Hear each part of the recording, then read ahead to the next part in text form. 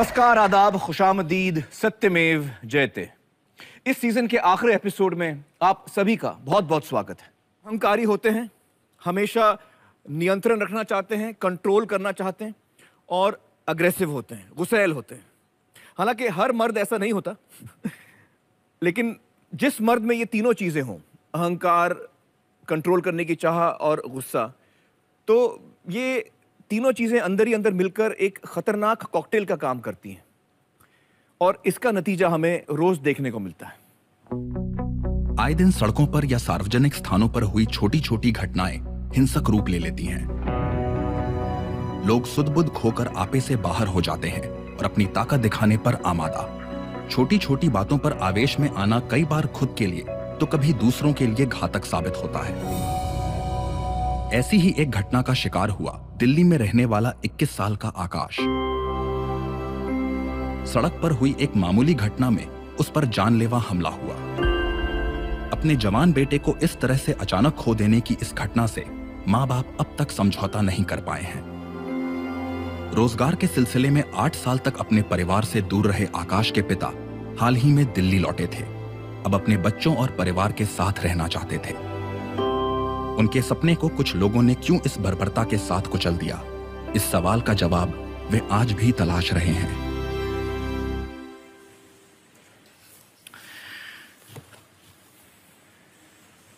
महेंद्र जी, आराधना जी, मैं समझ सकता हूं कि ये कितना मुश्किल होगा आपके लिए इसके बारे में बात करना। महेंद्र जी, आज आपके परिवार में कौन कौन है? मेरी 2 बेटी हैं, एक छोटा लड़का है। आप 8 साल जब नहीं थे मैं बाहर हिमाचल चला गया था। 8 साल 10 साल वहाँ मेहनत की। उस मेहनत से मैंने अपना घर खड़ा किया जी। उसी मेहनत से मैंने अपने बेटे के लिए प्रिंटिंग मशीन ली जी। तो मशीन लिए हुए हमें करीब 2 महीने ही हुए थे, काम हमारा चल पड़ा था। तो एकदम ही अचानक वहीं पेपर शॉप है, मेरा बेटा 2 व्हीलर पे पेपर खरीदने गया था।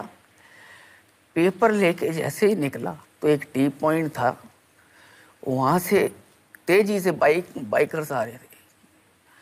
तो हल्का सा मामूली सा टच हुआ था। उन लोगों ने न्यू बाइक ली थी, तो वो बाइक वाले जो है उनकी, एक तो उसका लड़का था, एक वो उसका फादर था।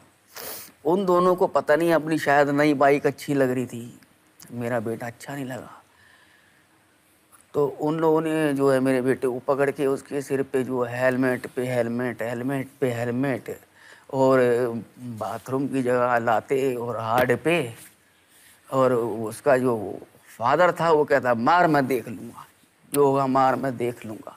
वहाँ के लोग बताते हैं ऐसा, क्योंकि कुछ ही दूरी पे एक पेपर, वो जो पेपर लेने गया था उनका जो लड़का था वो मेरे पास दौड़ा दौड़ा आया। उसने कहा, भैया जी आकाश का झगड़ा हो गया है। मैं दौड़ा दौड़ा जब गया वहाँ जाके देखा तो मेरा बेटा वहाँ नहीं था। तो पुलिस वालों से मैंने पूछा, हाँ साहब क्या हुआ यहाँ? तो उन्होंने कहा, जी ऐसा कुछ भी नहीं हुआ, आपके बेटे को खरोच भी नहीं आई है, बट हमने हॉस्पिटल पहुँचा दिया है। तो वहाँ मैं पहुँचा, तो वहाँ जब पहुँचा तो सी डेथ।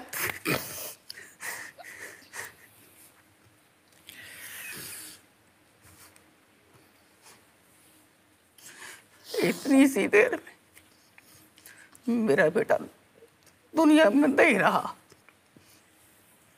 विश्वास ही नहीं होता था, लेकिन बेटे को देख के कि हुआ क्या अचानक। ना मेरा बेटा कभी किसी से झगड़ा करता है, ना कभी किसी को गाली दी है। शांत स्वभाव का था वो। बिल्कुल शांत स्वभाव का था।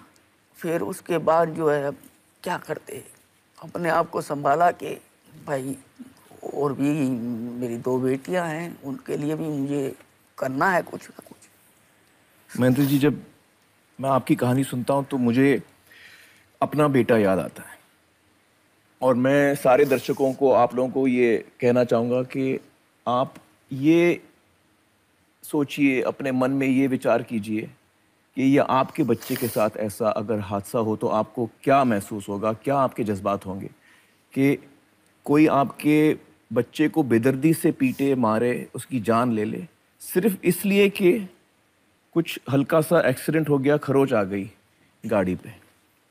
सामान तो हम दोबारा खरीद सकते हैं लेकिन जान हमारी वापस नहीं आएगी। ये दर्द कभी खत्म नहीं होगा।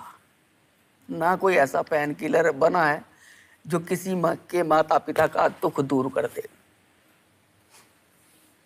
आपने मुझे बताया कि वो मोटरसाइकिल पे लड़का था, उसके पिता भी साथ में थे, तो उसके पिता ने रोका नहीं अपने बेटे को? यही तो हैरानगी होती है कि कम से कम एक बाप अपने बेटे को ये तो कह सकता नहीं बेटा कोई बात नहीं, टच ही तो हुआ है, क्या हुआ, नहीं ऐसा कुछ नहीं, मैं देख लूंगा, मार मैं देख लूंगा। इसके बाद इनको प्रायश्चित नहीं हुआ कि हमसे एक आदमी की जान चली गई? उनमें कोई जज्बाती तौर पे कोई बदलाव कोई नहीं? प्रायश्चित नहीं। उनकी फैमिली को जब हम इतने लगभग 2 साल के बाद हम गए थे कोर्ट में, तो लड़के की मदर को भी देखा तो इस तरीके हंस रहे थे कि जैसे कोई हुआ ही नहीं है। और जो बेल पे छूटे हुए थे, जाने पता नहीं कब से छूटे हुए थे, उसके जो फादर था वो लड़का था,